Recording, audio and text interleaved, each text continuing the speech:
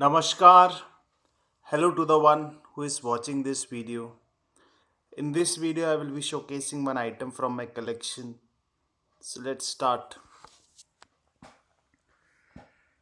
This is a British India coin,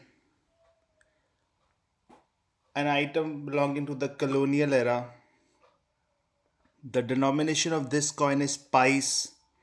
It is a half Pice coin.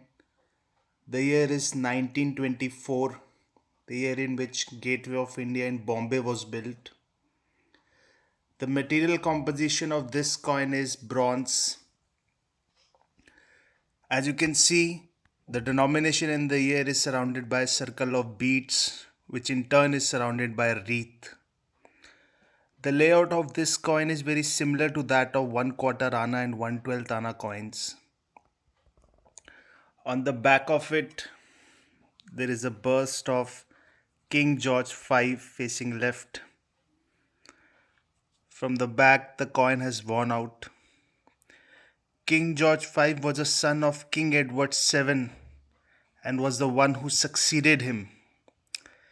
He was also the second last ruler of the British India Empire. As you can see, George V King Emperor is embossed on it. Thank you for watching it.